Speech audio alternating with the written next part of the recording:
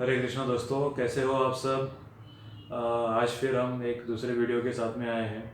आज हम सीखने वाले हैं किस तरीके से नेगोशिएशन किया जाए बिल्डर या फिर प्रॉपर्टी, अगर रीसेल की प्रॉपर्टी ओनर के साथ में किस तरीके से हम नेगोशिएट करें ताकि हमें प्रॉपर्टी सबसे बेस्ट प्राइस में मिले। तो इस चीज़ को आज हम समझने वाले हैं।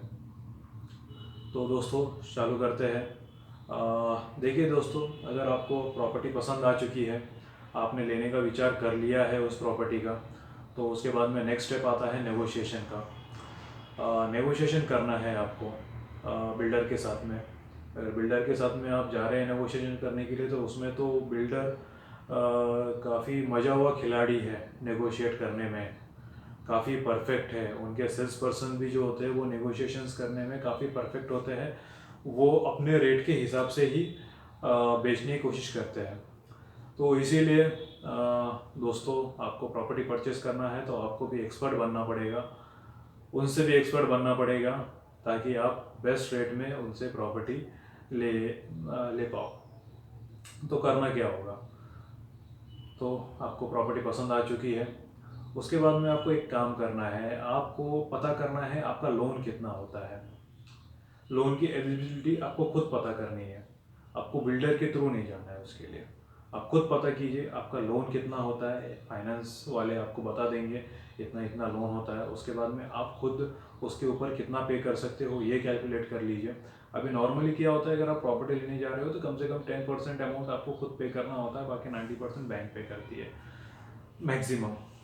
डिपेंड करता है आप कितना लेना चाहते हो। आप अगर 80% ही लेना चाहते हो, 70% लेना चाहते हो, या फिर पूरा 90% लेना चाहते हो, आपका एडजस्टमेंट कैसा है वो आपको देखना पड़ेगा एक बार। तो आप वो एक बार देख लीजिए। उसके बाद में आपको पता चल जाता है आपका इतना बजट है।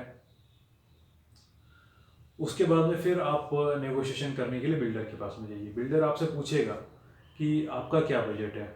उस टाइम पे उसे पता नहीं चलने देना चाहिए। अगर आपका बजट अगर है भी 50 लाख की प्रॉपर्टी है, आपका बजट है 50 लाख रुपए, मगर उनको भी नहीं पता होना चाहिए कि आपका बजट वहाँ तक आ रहा है। अगर उनको पता चल जाए तो फिर वो आपके साथ में नेगोशिएट नहीं करेंगे उतना जितना आपका एक्सपेक्टेशन है, उतना नेगोशिएशन तो बिल्कुल नहीं करेंगे वो।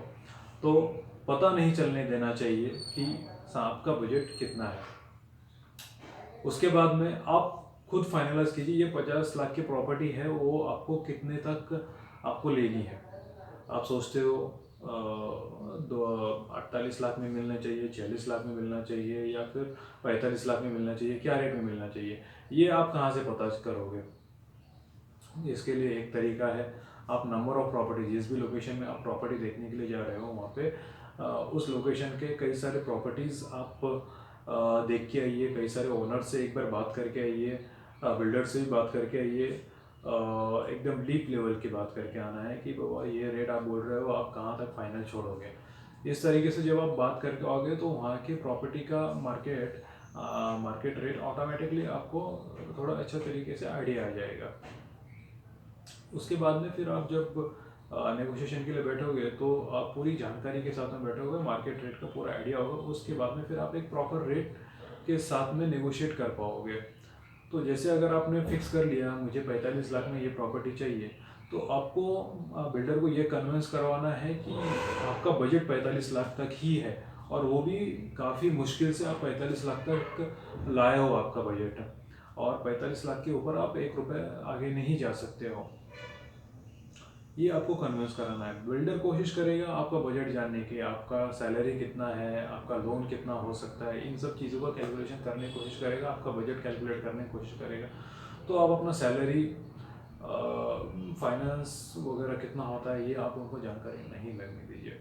आप उन्हें बस बताइए कि मैंने बैंक से बात कर लिया है, मुझे इतना 35, 38, 40 लाख तक मुझे लोन होता है, बाकी 2-4 लाख रुपए मेरे पास में है, और 1-2 लाख रुपए में एडजस्ट करके 45 लाख तक आपको करके दे सकता हूँ, मेरा यही फाइनल बजट है।